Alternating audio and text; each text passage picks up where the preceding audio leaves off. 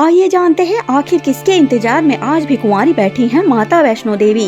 जम्मू के त्रिकूट पर्वत पर एक भव्य गुफा है। इस गुफा में प्राकृतिक रूप से 3 पिंडी बनी हुई हैं। यह पिंडी देवी सरस्वती, देवी लक्ष्मी और देवी काली जी की हैं। भक्तों को इन्हीं पिंडियों के दर्शन होते हैं, लेकिन माता वैष्णो की यहाँ कोई पिंडी नहीं है। माता वैष्णो यहाँ अदृश्य रूप में मौजूद है। फिर भी यह स्थान वैष्णो देवी तीर्थ कहलाता है।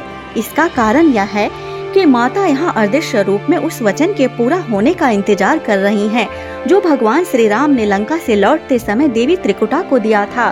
इस संदर्भ में कथा है कि धर्म की रक्षा के लिए भगवान विष्णु के अंश से एक कन्या का जन्म दक्षिण भारत में रामेश्वरम तट पर पंडित रत्नाकर के घर हुआ था।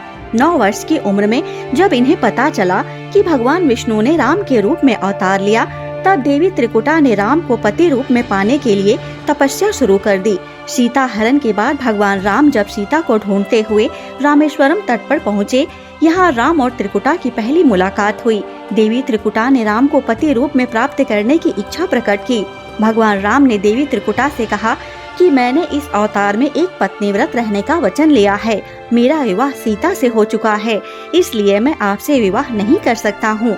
देवी त्रिकुटा ने जब बहुत अनुनय विनय किया, तब श्री राम ने कहा कि लंका से लौटते समय मैं आपके पास आऊँगा। अगर आप मुझे पहचान लेंगी तो मैं आपसे विवाह कर लूँगा। श्री राम ने अपने वचन का पालन किया और लंका से लौटते समय देवी त्रिकुटा के पास आए, लेकिन भगवान राम की माया के कारण देवी त्रिकुटा उन्हें पहचान नहीं सकी। त्रिकुटा के दुख को दूर करने के लिए श्री राम ने कहा कि देवी, आप त्रिकूट पर्वत पर एक दिव्य गुफा है। उस गुफा में तीनों महाशक्तियाँ महासरस्वती, महालक्ष्मी और महाकाली पिंडी रूप में विराजमान हैं। आप उसी गुफा में जाकर मेरी प्रतीक्षा कीजिए। कलयुग में जब मेरा अवतार होगा, तब मैं आकर आपसे विवाह करूंगा।